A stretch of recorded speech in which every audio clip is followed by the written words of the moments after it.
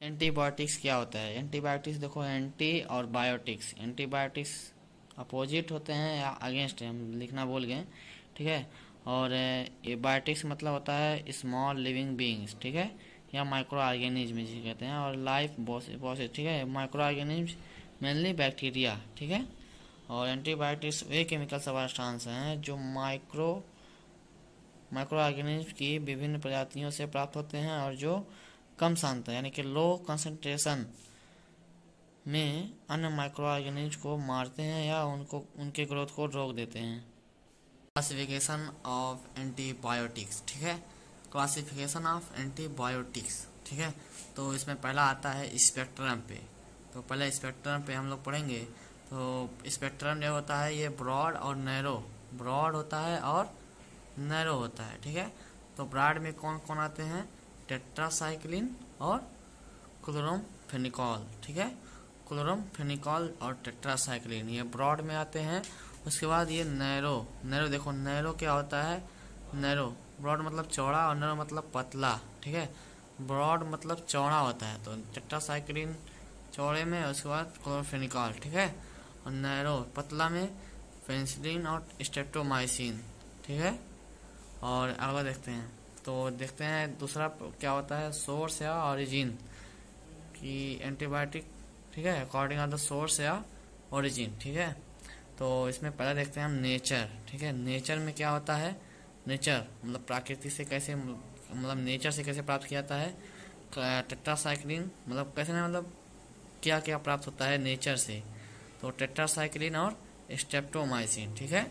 और semi synthetic में मतलब कि नेचर और केमिकल सब्सटेंस मिलाकर प्राप्त किया जाता है, तो उसको क्या कहते हैं? सेमी सिंथेटिक कहते हैं, ठीक है। तो इसमें होता है पेंसिलिन जी। और अब देखते हैं तीसरा, सिंथेटिक मतलब प्रक्रिया से क्या होता है? क्लोरोमफेनिकॉल, ठीक है। अब अगला देखते हैं तीसरा। पहला क्या था?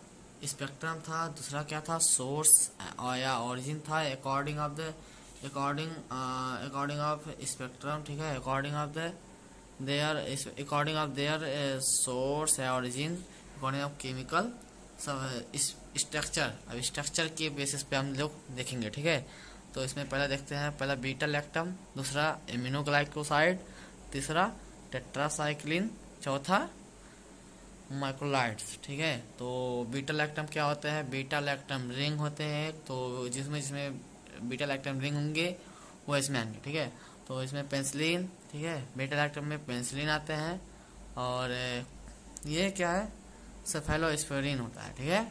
अमीनोग्लाइकोसाइड क्या होता है? अमीनोग्लाइकोसाइड मतलब ये दूसरा है। अमीनोग्लाइकोसाइड में क्या क्या होते हैं? स्ट्रेप्टोमाइसिन होते हैं, नियोमाइसिन होते हैं और कैनामाइसिन होते हैं, ठीक है। Streptomycin, neomycin, kanamycin, streptomycin, neomycin, kanamycin किसमें आता है? अमीनोग्लाइकोसाइड में। और टेट्रासाइक्लिन में क्या होते हैं?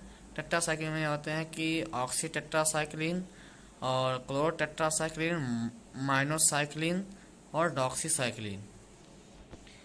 अब अगला देखते हैं माइक्रोलाइड्स क्या होते हैं। माइक्रोलाइड क्या नहीं, माइक्रोलाइड में क्या क्या होते हैं? माइक्रोलाइड में एथ्रोमाइसिन होते हैं और एजिथ्रोमाइसिन, ठीक है।